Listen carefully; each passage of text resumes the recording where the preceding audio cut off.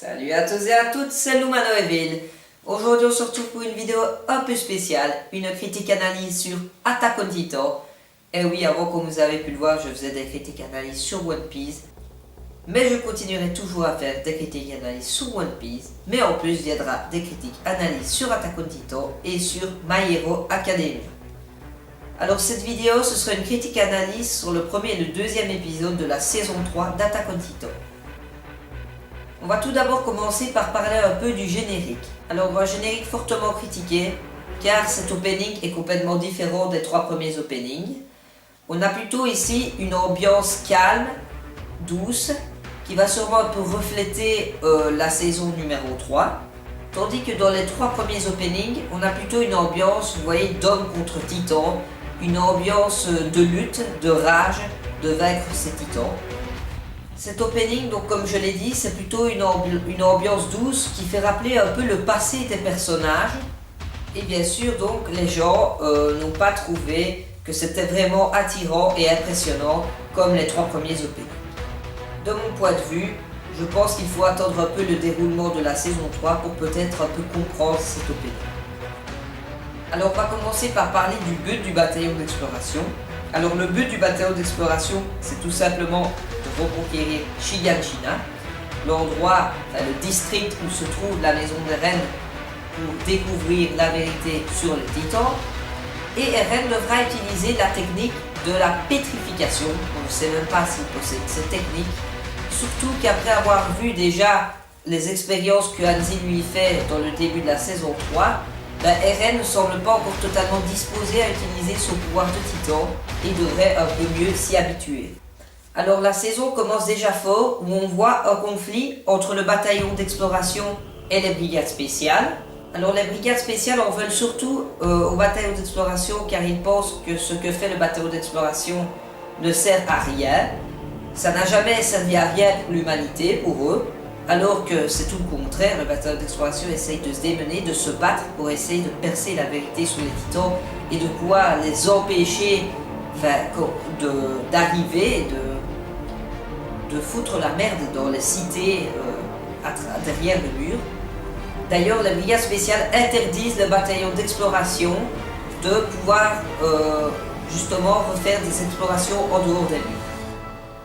Alors tout d'abord, on a la mort de Nick, tout simplement, comme on se le doute, assassiné par les brigades spéciales, car Nick parlait souvent avec le bataillon d'exploration, il s'entendait bien avec certaines personnes d'entre eux, il a certainement révélé un peu de choses sur le mur, et cela n'a pas plu aux brigades spéciales. De plus, Nick s'est fait torturer et n'a rien voulu dire, et tout simplement, les brigades spéciales l'ont éliminé.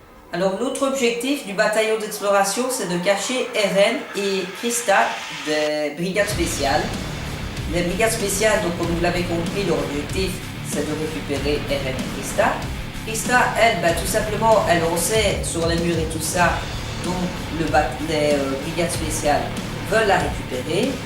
Et Eren, lui, on ne sait pas vraiment trop pourquoi les brigades spéciales veulent le récupérer. D'ailleurs, en parlant des brigades spéciales, on se dit c'est pas possible, il y a quelqu'un qui a dû se mettre derrière eux, qui doit les diriger, un imposteur, car avant on n'a jamais vu de tel conflit entre les bataillons d'exploration et les brigades spéciales. D'ailleurs, justement, cet imposteur qui se cache derrière les brigades spéciales doit être un vrai espion, car il en sait plus sur le bataillon d'exploration que quiconque. Malheureusement, la situation se complique un peu pour le bataillon d'exploration. Ils sont déjà poursuivis par les brigades spéciales, mais en plus de cela, Eren va se souvenir d'une conversation qui avait eu lieu entre Ymir et Bertolt, va l'écrire sur un papier et va la donner au Major Erwin. Et cette conversation résume tout simplement le fait que les titans humains, donc c'est-à-dire Ymir, Bertolt et Reiner, veulent dévorer Eren.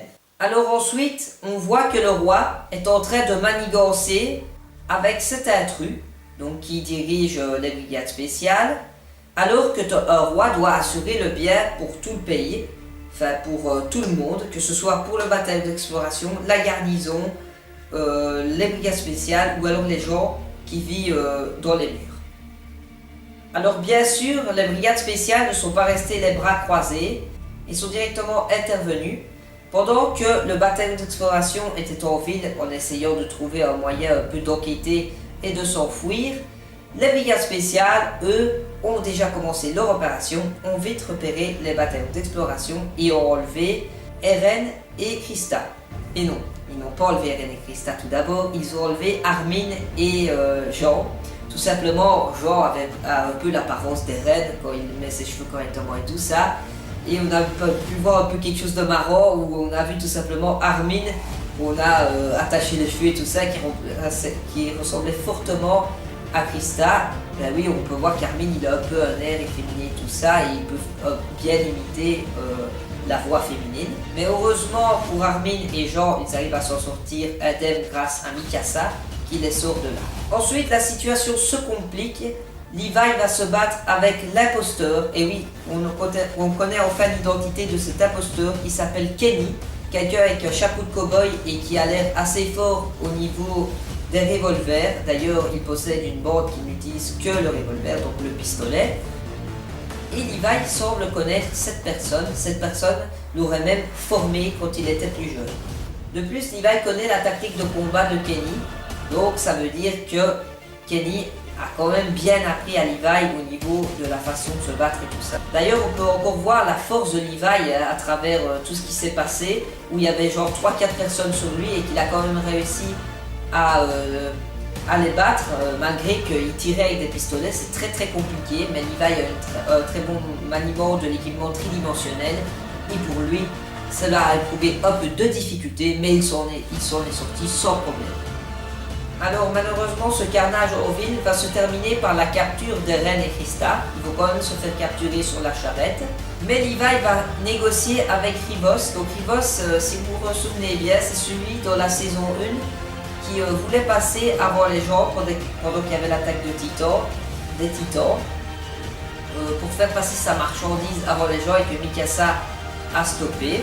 Et Levi veut négocier avec lui car il travaille pour les brigades spéciales, et de plus Levi doit proposer son aide pour récupérer sa compagnie de nourriture pour nourrir les gens du mur. Donc Rivos va essayer d'aider le bataillon d'exploration à retrouver Eren et Krista. Alors ensuite, le bataillon d'exploration va aussi capturer Lannes. Donc Lannes, c'est tout simplement celui qui a capturé Nick, qui l'a torturé. Lannes est aussi un des commandants de la première division des brigades spéciales. Lannes finira par dire une vérité. Il va lâcher tout simplement que la vraie famille royale n'est pas le roi Fritz, mais c'est la famille Reiss. Quelque chose qui va un peu bouleverser tout, à mon avis, dans la suite des événements.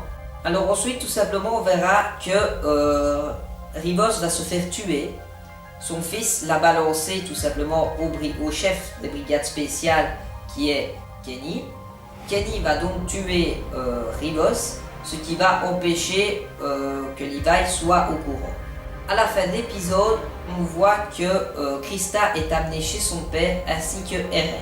Alors, qu'est-ce que j'ai pensé de cet épisode? Alors, j'ai aimé beaucoup de choses dans cet épisode. Pour moi, Attaque des Titans saison 3, c'est déjà quelque chose d'exceptionnel. Déjà, j'aime bien le fait qu'on sort un peu de cet univers de titans et qu'il y ait un combat homme contre homme. C'est pas mal du tout comme conflit. En plus, avoir les gens qui tirent avec le pistolet et tout ça, ça complique un peu la facilité du bataillon d'exploration qui est habitué à utiliser l'équipement tridimensionnel. L'ennemi Kenny est pas mal du tout. Je trouve que franchement, il impose vraiment une belle grandeur et je pense qu'il peut facilement rivaliser avec Levi. Le moment où Armin et Jean se déguisent en Eren et Krista n'est pas mal du tout. On ajoute un peu une touche d'humour dans ce moment tragique. Et bien sûr, le fait qu'il y a un faux roi qui manigance avec les brigades spéciales donne un peu la haine, car voilà quoi. Le bataillon d'exploration s'est toujours battu pour atteindre ses objectifs et pour essayer que ça rapporte quelque chose à l'humanité. Alors que le roi semble s'en foutre et que le vrai roi aura peut-être une idée différente de ce roi actuel. Donc voilà les gars, c'était pour cette vidéo. N'hésitez pas à aller dire ce que vous en pensez dans les commentaires. Si vous aimez bien Attack on Titan ou quoi, ce qui vous a vraiment plu dans ces deux épisodes. Enfin, lâchez-vous, dites ce que vous voulez. Conseillez-moi même si j'ai des choses à améliorer ou quoi, enfin, ça me ferait toujours plaisir. Et encore une fois, n'hésitez pas à aller vous abonner à la chaîne Wesker Full Power.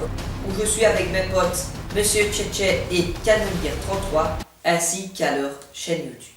Merci à tous et à toutes, c'était Nous.